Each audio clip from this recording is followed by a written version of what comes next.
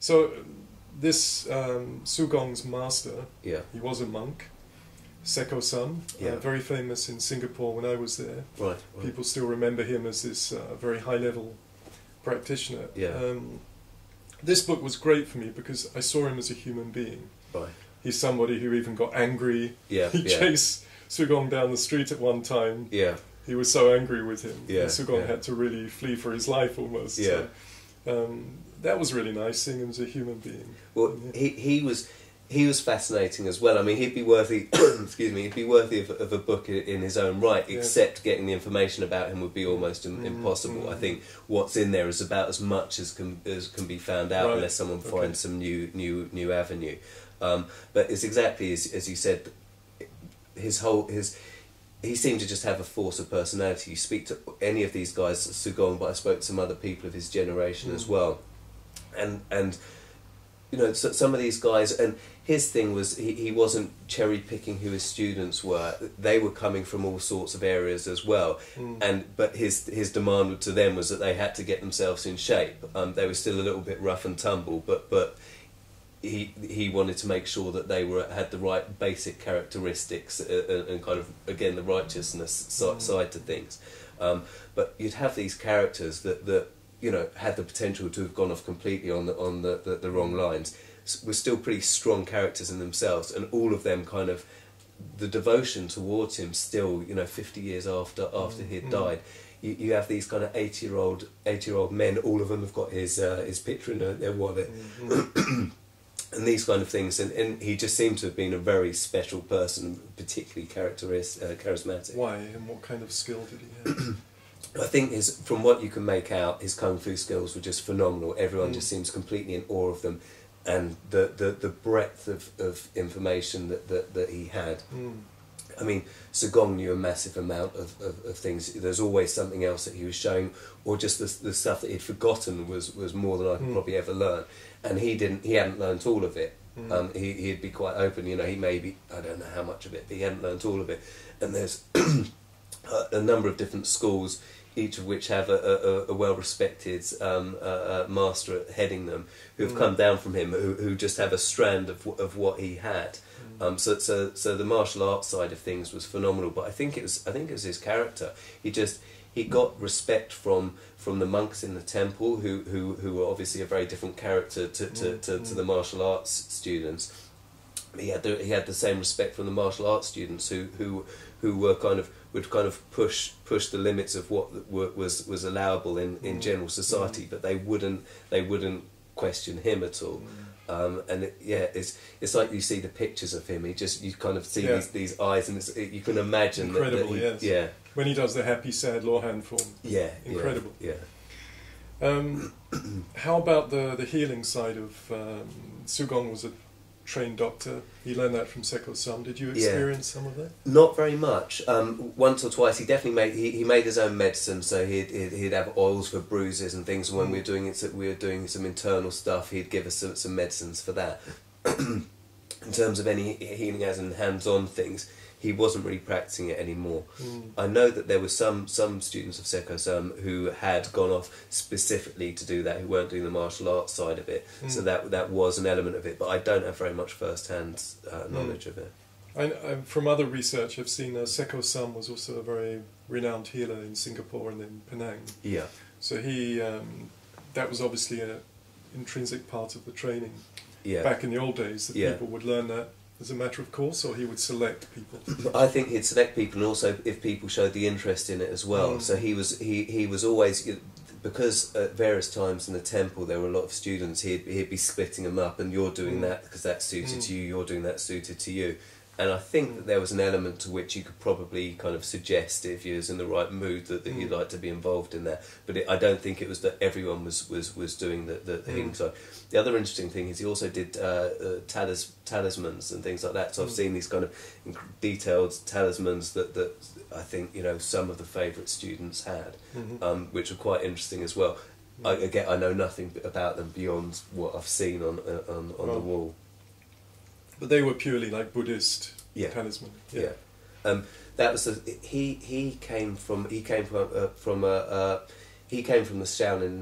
lineage, but the temple in Singapore wasn't from that, but because he had different connections and they'd had a specific problem about that they'd needed someone to protect them in kind of tougher times. That's why he'd ended up being at that temple, but it was a slightly unusual situation in that respect as well. And especially to mix like martial students who are not monks with the meditation monks was very unusual. Yeah, I mean it must have been, because I've visited it while I was writing the book, and it's, you know, it's still a practicing monastery, but you don't get the same sense, and you're looking around the place, and I know that a certain picture is taken here or a certain picture is taken there. I've been told that in that space they were all training in that space as well. Wonderful. And you kind of picture it in your head, and you've got, you know, the meditation going on here, and then some guys kind of jumping around, you know, smacking their arms against each other. But they're not there now, are they? The martial arts. They're not there now. No. I went there 15 years ago. Right. And, it's very peaceful, kind of Mahayana Buddhist temple. Yeah. How about the training with him? What did he teach you? So the training, I think he had changed since his earlier days, because when Master Lai learned, for example, there was, you know, it was all a whole load of young guys who were all, you know, strong, energetic, looking to kind of push themselves every day. Whereas when I was there, it was a kind of an older crowd who were more along the qi, you know, they were there as much for qigong and these kind of things. And he was older as well, so it wasn't the kind of driving press ups, running around doing this, doing that. It was very much focused on the forms themselves. So it was a pretty standard routine, whereas you go in and you do qigong for maybe half an hour, 3/4 of an hour, and then you do forms for about another, I don't know, hour and a half or something like that. In the Malaysian heat, which kind of works you out, you could just stand still and still kind of get a workout. And in kind of unusual places. So again, being in semi-retirement, he didn't have his studios anymore that he'd had when he was younger. So it might be the top of a multi-storey car park, it might be a little community hall that's kind of nearby his house. So you know, turning up at 6 o'clock or in the morning, or maybe he'd decide on that particular day he wanted you there at five, kind of sweating away, working yourself to the bone, and then kind of having finished your training by about 8:30, having breakfast. So it was a kind of quite a different routine from the standard one that I've been used to training here. I see. And I heard that he still practiced several hours a morning, even until 80 years old. Is that correct? Yeah. I think probably until the day he died. Was that a standard system set that he practiced every morning? I'd never see it. Okay. That was his own time, and you weren't invited along. I think I imagine that towards the end he was doing less of the. I think he probably did some of the forms when he knew he was going to be teaching us, and he'd be brushing up them again. I think when it was purely just for him, he'd be going in doing qigong, doing stretching. You know, he was still kind of doing splits and this side of stuff, this sort of thing. Then, which, you know, as a kind of 80-year-old whose heart is kind of weakening, was still quite impressive. But that all went back to his temple days, I think, and the way he taught as well was the same thing as well. So when he was at the temple, he would be, you know, he'd be pulled out at dawn, and Seko-san would go and do some meditation, and if he was deciding to give Sugong some extra teaching, he'd go, you know, you go and get your stuff going, and then he'd come along after his meditation and train him. So I think with Seko-san, he would teach everyone, obviously, but for the students there were students who were living outside the temple. For the senior ones that were living in the temple, he'd decide sometimes he was going to give some extra teaching. That person was right for that form or that style, or that person deserved a little bit extra because they were putting in the extra dedication, and he'd teach that way. And Sugong continued the early morning thing, that routine that he'd had forever, and he'd do the same kind of thing. Like sometimes you'd get the kind of the welcome call to turn up even earlier in the morning, practice in the dark for a little bit longer, and he'd teach you a little bit more. So he was up probably 3 or 4 o'clock doing his practice. He'd be asleep half the time by the time I got there, having done his workout already. So I think he probably started 3, 4. And you left there after, how long was you there? I was there the first time, which was just going to be the sabbatical on its own without any writing of the books. I left in 2006. I was there 6 months in 2006. Then I came back in early 2007. And I stayed until sometime summer of 2009. Then you come back, and Sugong was still kind of healthy. Yeah, and he came over to London a couple of months after I came back and taught the Nampai Chuan school again, which was a nice thing to that he could do. But then about 6 months after that, he'd had these problems with his heart previously.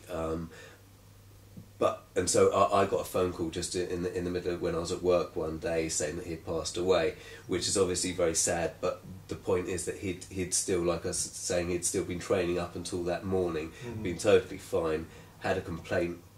I'm still not totally sure what it was that he died from. Had some kind of complaint, got taken into hospital, and by the afternoon he'd died. But kind of a half a day's discomfort compared to the different ways. No slow degeneration. Exactly, and that would have kind of destroyed him mentally to have been.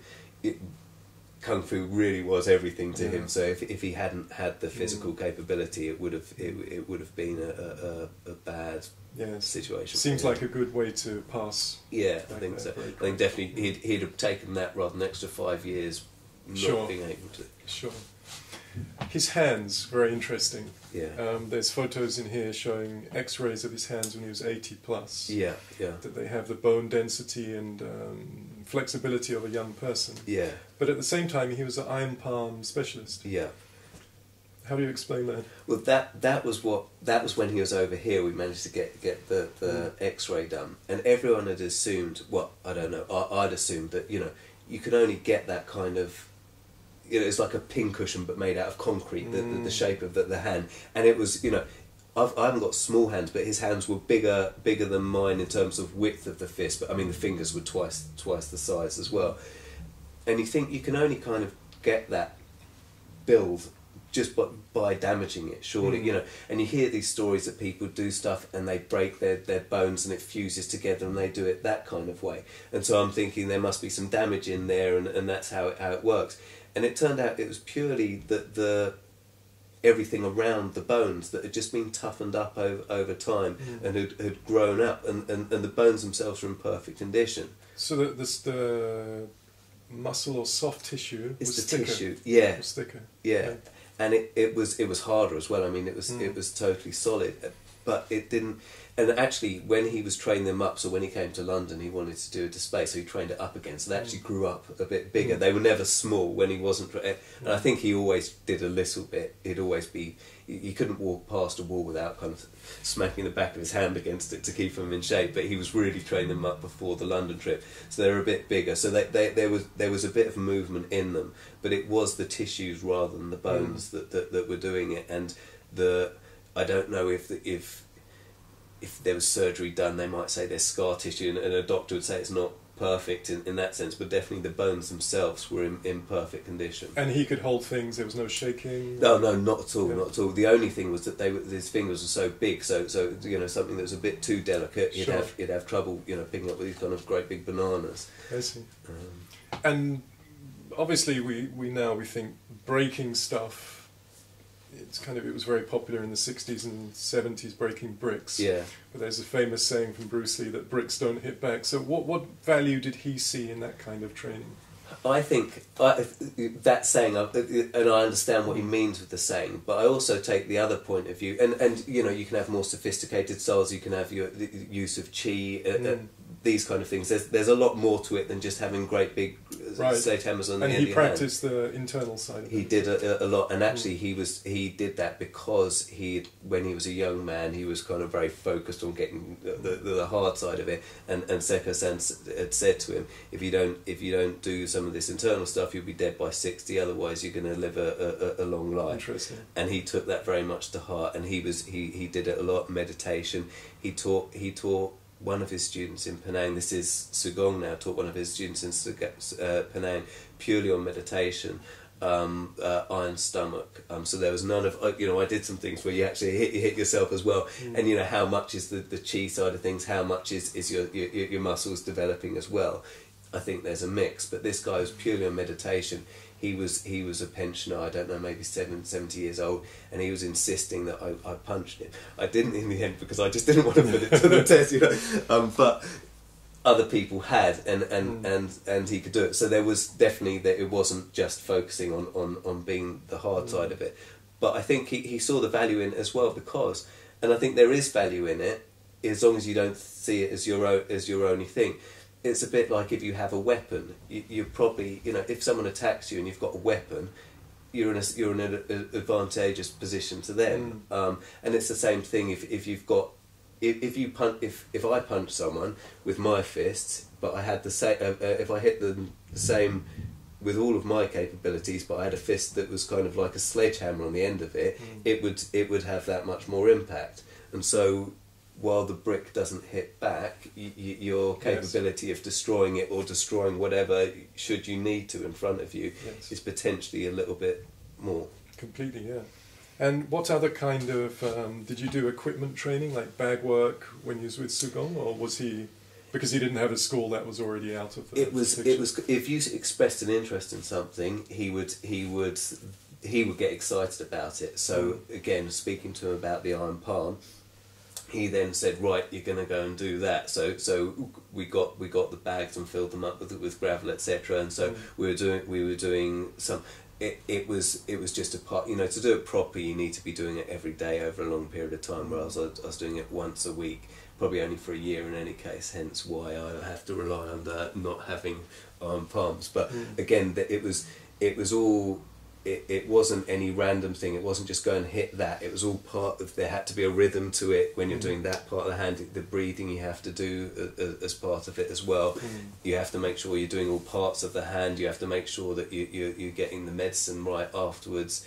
These kind of things. So we did some of that. The other thing was that the kind of strength training they did was always, you use what you can rather than go down to the gym. So then you've got the really big bags and there's stuff you're swinging it around you to get the core strength. You're doing stuff where you're flicking it that way to get the power coming from that. So there's a whole wealth of stuff that he could teach that you wouldn't even realise that you could teach, but if you caught a glimpse of it, you could then say, oh, what's that? And he'd love to teach you it, but he just hadn't even thought about teaching it. Just so much in his understanding. Yeah. Fantastic. How about weapons? Did you specialise in any weapons with him? So we did we did a range of them, but again, it was kind of the time there was, by any normal standards, I was training kind of most days over quite a long period of time. By any normal standards, you're thinking, right, you can get through quite a lot of stuff, but there was so much to do. So yes, he was doing the weapons. Staff was what he would focus on most, but there was the full range of double this, double that, anything that you could find. And again, he loved teaching it. But the one thing is that a few of the forms he was getting a little bit vague on. There were certain ones. There were some staples that he hadn't stopped teaching for 50 years. There were some other ones where he hadn't taught for quite a while, but he still had the memory of them. And I reckon the ones that I've learnt, some of those, they won't be step for step the same as how he learnt them, but the essence of the form is there, so you still have the same thing. But then there are others where he'd get frustrated while he's teaching because he just couldn't remember the next thing, and then it's kind of all hell to be paid in that class because his frustration with himself would quickly come out onto you. So he'd show it, you'd do it how he showed it, then he'd give he'd lay into you for not doing it the way it's meant to be. He'd see it wasn't right. So yeah, I can imagine. Just to sum up this part about Sugong, what is your last thing you'd like to say about your memory of your time with him and him as a character? I think that's it. It's him as a character. I mean, because the book's not meant to be a martial arts book as such. It's kind of the adventures of Master Qwek more than anything else, and it was purely about this kind of extraordinary charisma from this man that somehow. Kind of transcended the normal teaching boundaries and for his good, for his bad, anything along the way. at the end of it, there's now a school in England that has, you know, hundreds and hundreds of people learning this art form, continuing its lifespan. But there's also through Master Lai, there's schools in New Zealand. I think there's one in Japan, other European countries as well. Which that particular part of it has all come from this man and his kind of inspiration. It's a great legacy. Yeah, really. yeah. How about your own practice? Are you still training? You try and practice every day still? Yeah, I'm not doing it every day, but I try and say every other day. But I'm pretty much focused on the form side of things. So in terms of being a rounded martial artist, it's safe to say that I'm not. But it's more, as much as anything else, is because I enjoy doing that. It's kind of feels like it's a part of my life now. So it's what I do. There isn't any practical element to it anymore, but I enjoy doing it, and I'd like to think as well that I can pass it on, and then it keeps it one more generation down the line as well. Wonderful. Thank you very much, Nick, for joining us today. Thank you. And just to remind everyone again, Sugong, which is about the life of Master Qwek, who's this very cheerful, strong-looking 80-year-old chap on the back, and he was a disciple of Sam, who's a very famous Shaolin monk who travelled from China to Singapore and Malaysia in 1950s, 1960s, yeah, perhaps even earlier, wasn't it, 40s? Like that. And the good thing about this book, it's a really enjoyable read. You can just read it from beginning to end without... I couldn't put it down because it's full up with fascinating, funny, interesting stories about a very interesting character with lots of martial arts things on the way, but it's not a martial art book. It's a book about an adventurer and a very interesting human being. So thank you very much for joining us, and see you all next time. Bye.